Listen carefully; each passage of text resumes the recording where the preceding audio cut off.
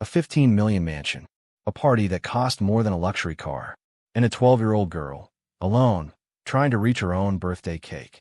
What you're about to see will break your heart, and then heal it in ways you never imagined. The camera slowly glides past the gilded gates of the Montero mansion.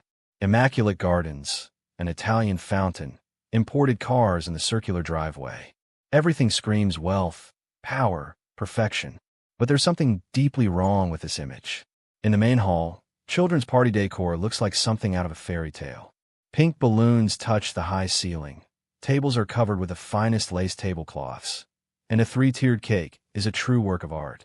50 chairs are arranged in a perfect circle, awaiting guests who never arrived. And in the center of all this empty opulence, Sophia, 12 years old, with curly brown hair tied with a princess tiara that shines brighter than any jewel. Her pink dress is made of the finest silk, hand-embroidered by French seamstresses. But it's her small hands, trembling as she tries to turn the wheels of her chair to reach the cake, that tell the real story. She stretches out her arm, almost touching the base of the first tier of the cake. Almost. The distance of a few inches might as well be an entire ocean. Her cheeks are flushed with exertion, and there's something in her brown eyes that breaks the heart of anyone still alive. Hope mixed with resignation. The background music echoes through the empty room, a cheerful melody that contrasts starkly with the absolute solitude of the scene. The number 1 and 2 candles flicker on top of the cake, slowly melting, marking not just another year of life, but another year of isolation. Outside, through the French windows, the public park offers a stark contrast. Children laugh, run, and play on rusty swings. Humble families picnic on old blankets, but their smiles are genuine, their laughter is real. And it's at this very moment, when Sophia finally gives up trying to reach for the cake and hangs her head in silent defeat, that 2 figures appear on the other side of the window.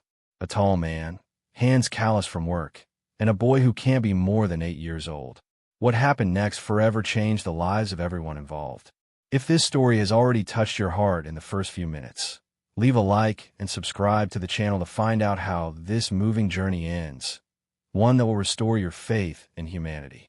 Marcus Silva was 35 years old, and his hands told stories. Every callus, every scar, every premature line etched by life were silent witnesses to a man who never gave up. That Saturday afternoon, he was pushing a used lawnmower through the public park, the same park where he took Miguel to play on the weekends he had time off. Miguel was 8 years old and had the same brown eyes as his father. But where Marcus carried the weight of the world, the boy still retained that purity that asks uncomfortable questions and points out truths adults prefer to ignore.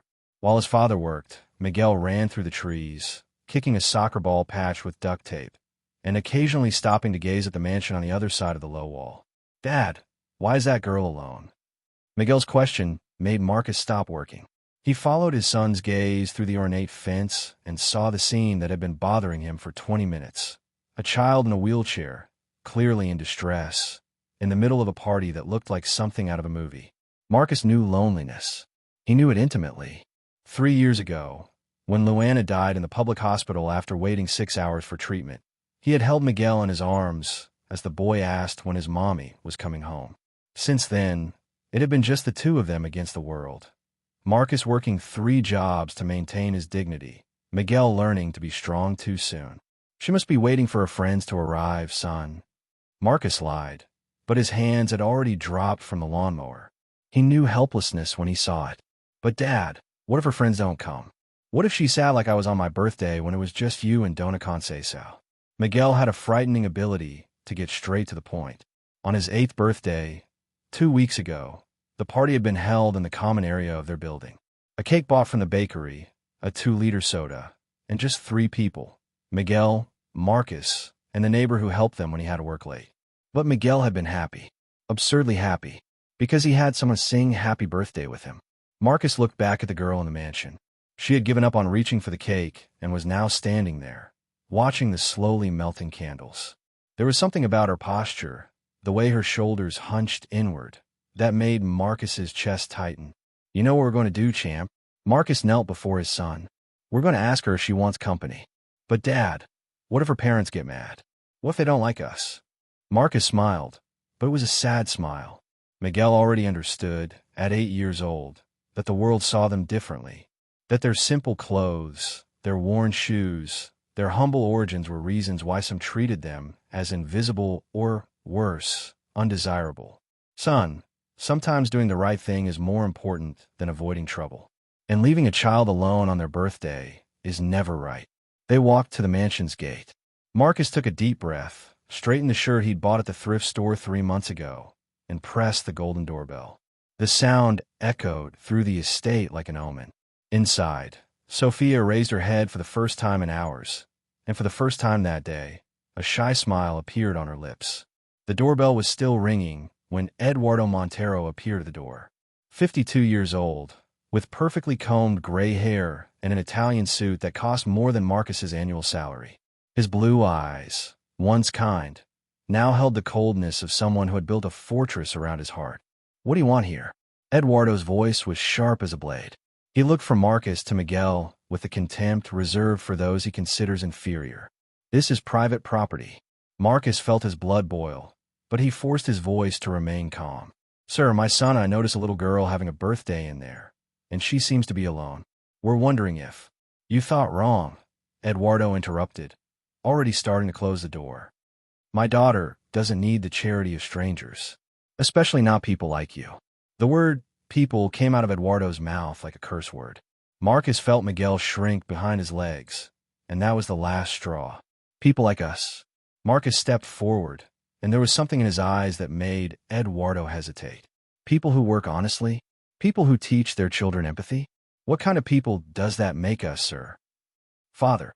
Sophia's voice came from inside the house, weak but determined. "Who's there?" Eduardo turned away, irritated. "Nobody important, Sophia. Go back to your party." But Sophia was already approaching, deftly maneuvering her wheelchair through the marble hallways. When she reached the door and saw Marcus and Miguel, her eyes lit up with a hope that broke the hearts of both men present. "Did you guys come to my party?" The question was so full of expectation that even Eduardo looked embarrassed for a second. Miguel freed himself from his father's legs and approached the fence. "I'm Miguel. My father said you were alone and asked if we could keep you company." "Sophia, come inside." Now, Eduardo's voice was a military order, but Sophia didn't obey. "Why can't they come in, Daddy? It's my birthday. I can invite whoever I want." "Because they are not from our world, Sophia. They will not understand our customs, our way of life." Marcus laughed, but it was a bitter laugh. "Do our customs include leaving children alone on their own birthdays? Is our way of life to build walls so high that we forget there's humanity on the other side?" Eduardo clenched his fists. "How dare you lecture me? You know nothing about me, my family, or what we've been through. I know what it's like to lose someone you love." Marcus's voice grew lower, more dangerous. "I know what it's like to raise a child alone. I know what it's like to fight every day to maintain your dignity when the whole world conspires to humiliate you. And I know that nothing, absolutely nothing, justifies a child spending their birthday alone. My wife left me." Eduardo exploded, the words coming out as a scream of suppressed pain. She couldn't handle Sophia's disability, the responsibilities, the changes.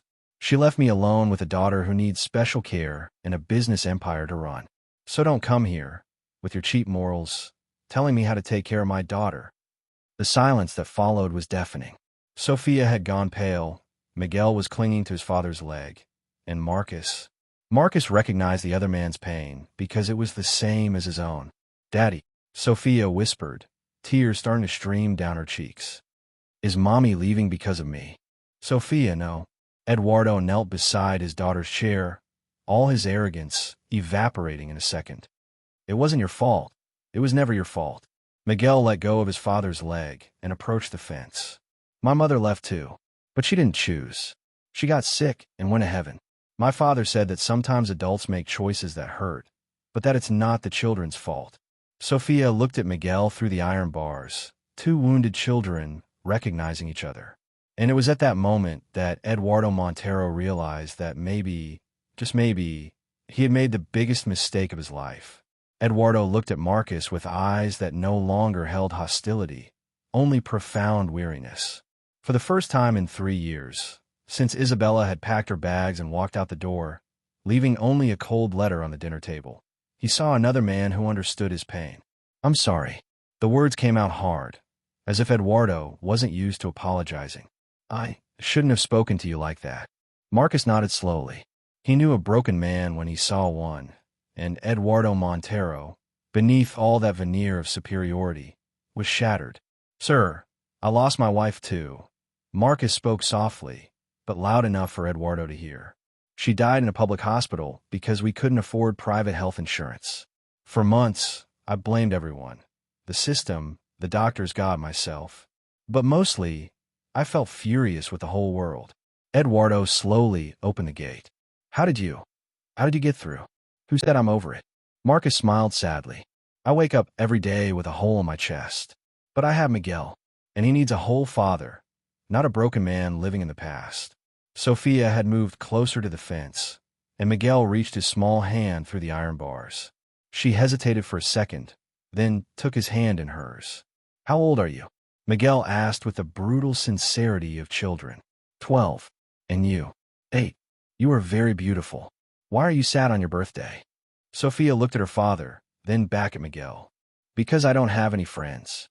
The kids at school are scared of me because of the chair, and Dad is always so busy that—" "Sophia," Eduardo interrupted, but his voice was broken. "I didn't know you felt that way. You never asked Daddy. You just buy me things. Expensive dolls, pretty clothes, big parties. But what I really want is someone to play with." Marcus knelt beside Eduardo, both men at the same height as the children. "Michael, how was that birthday we had in the building's common area?" Miguel smiled, his entire face lighting up. "It was the best birthday of my life. We played soccer with the old ball, dona conceição, made chocolate fudge, and everyone sang happy birthday loudly. Even Mr. Antonio from the third floor came down to sing, 'Remember, Dad?'" "And why was it so special?" Marcus asked, but he was looking at Eduardo. "Because there were people who really liked me. It didn't matter if the ball was old or if the cake was from the bakery. What mattered was that people were happy to be with me." Sophia let out a long sigh. "I've never had that." Eduardo felt like he'd been punched in the gut. He'd given Sophia everything except the one thing she truly wanted: genuine presence, human connection, love that didn't come wrapped in gift wrapping. "Sophia," Eduardo said, his voice barely above a whisper, "would you like them to come in and sing happy birthday with you?" Sophia's eyes filled with tears, but this time they were tears of joy. "Really, Daddy? Can they stay?" Eduardo looked at Marcus, and, for the first time in years, allowed his vulnerability to show. "Please. My daughter needs this more than I need my pride." Marcus extended his hand to Eduardo. "My name is Marcus Silva, and this is my son Miguel." Eduardo shook the offered hand. "Eduardo Montero. And this is Sophia, who apparently has much more wisdom than her father." As the four entered the mansion together, Sophia leading the way in her chair, while Miguel walked beside her chattering about his favorite toys, something shifted in the air. The empty opulence of the party decorations came to life for the first time. "Dad," Miguel whispered to Marcus, "her house is huge, but she was lonelier than we were when she lived in that tiny apartment." Eduardo heard the comment and stopped walking for a second. From the mouth of an 8-year-old was the most profound truth he had heard in years. And for the first time since Isabella had left, Eduardo Montero began to question whether he had really given Sophia everything she needed. The ballroom, which had only just seemed like a golden mausoleum, now pulsed with a completely different energy. Sophia led Miguel to the head table, her eyes shining with an excitement Eduardo hadn't seen in months. Marcus walked beside Eduardo, and the silence between them was no longer hostile, but contemplative. "Miguel, look at this beautiful cake," Sophia exclaimed, positioning her chair close to the table. "My father ordered it from a French bakery. It has 3 different flavors." Miguel's eyes widened. "Wow. For my birthday, we ate chocolate cake from Mr. Joaquim's bakery. But it was delicious too." He paused, as if realizing something. "Sorry, Sophia. I don't want you to think I'm complaining about your cake." Sophia laughed, and the sound echoed through the room like music. "I'm not thinking that. I want to check out Mr. Joaquim's bakery. I bet people there are happy when you arrive." Edward watched the interaction silently, a revelation rising in his chest like an inevitable wave. When was the last time you heard Sophia laugh like that? When was the last time you saw her excited to explore a new place, to make simple plans? Marcus, Eduardo called softly. Can I talk to you for a moment? They walked a few steps away while the children continued talking. Eduardo ran his hands through his hair, messing up his perfect hairstyle for the first time in years. I messed up, didn't I? Eduardo didn't wait for an answer. 3 years trying to protect Sophia from the world, and I ended up protecting her from life. Marcus chose his words carefully. You did what you thought was best in an impossible time. It's not about what you did wrong. It's about what you could do differently going forward. Isabella said I was cold. That after Sophia's accident, I became a problem-solving machine instead of a father. Eduardo looked at the children. She was right. I thought that by giving Sophia everything materially, I would be compensating for her mother's absence. And your own emotional absence? Marcus asked gently. Eduardo nodded, swallowing hard. Sophia needs a father, not a provider. She needs moments like this, not expensive toys stored on shelves. At that moment, Sophia called from across the room. Daddy, come here. Miguel was telling me about his soccer team.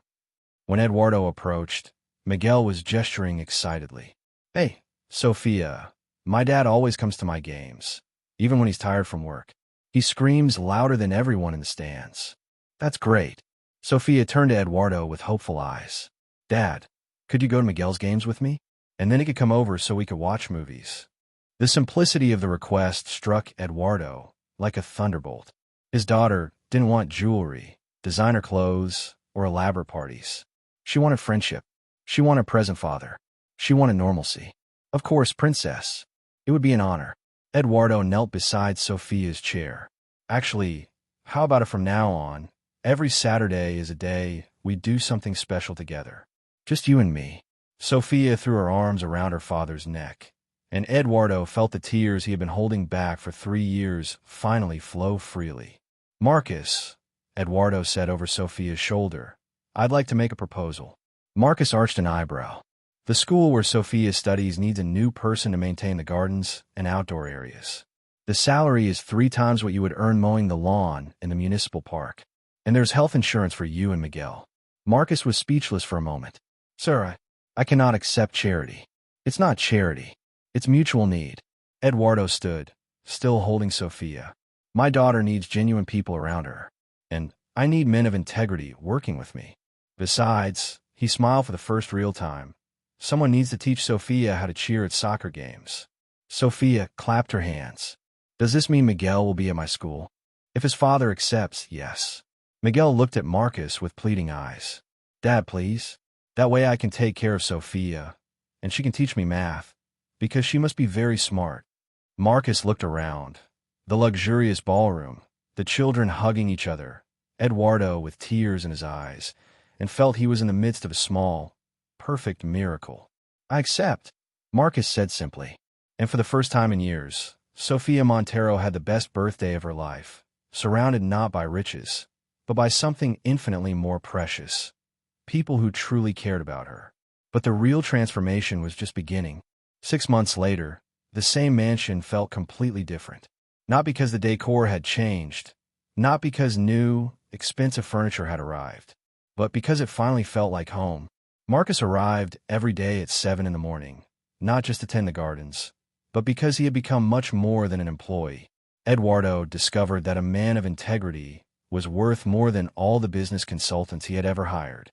Most importantly, Sophia had found in Marcus's daily presence a stable father figure who perfectly complemented the father Eduardo was learning to be. Miguel and Sophia were inseparable. The age difference faded in the face of the genuine friendship that blossomed between them. Sophia helped Miguel with his homework, while Miguel taught Sophia to cheer with the passion of someone who grew up in the stands. She had even convinced Eduardo to install a small goalpost in the garden, where the two played every afternoon. But the most profound change occurred in Eduardo. The cold, calculating businessman gave way to a man who skipped important meetings to watch Miguel's soccer games, who learned to make pancakes on Sundays because Sophia mentioned she missed her mother's breakfast, and who discovered that true wealth isn't measured in banknotes. One Friday night, as Marcus was getting ready to leave, Eduardo called him into the office. Marcus, I need to tell you something. Eduardo looked nervous, like a child about to confess to a mischief. Isabella called yesterday. Marcus felt his stomach tighten. And what did she want? She heard through mutual acquaintances about the changes in our lives. About you and Miguel, about how happy Sophia is. She wants to come back. Silence hung heavy between the two men. Marcus knew how much Eduardo still loved his ex-wife. He saw it in his distracted moments, when he looked at old photos without realizing he was being watched. And what did you say to her? Marcus asked. Eduardo smiled, but it was a sad, knowing smile. I told her she'll always be welcome in Sophia's life. But the man she was married to no longer exists. I've changed, Marcus, and I don't intend to go back to being that absent father she knew. Does Sophia know? We talked last night. Do you know what she told me? Eduardo chuckled softly. That mom can come back whenever she wants, but she doesn't want anything to change between the four of us. That our family now has a different format, but that it finally works.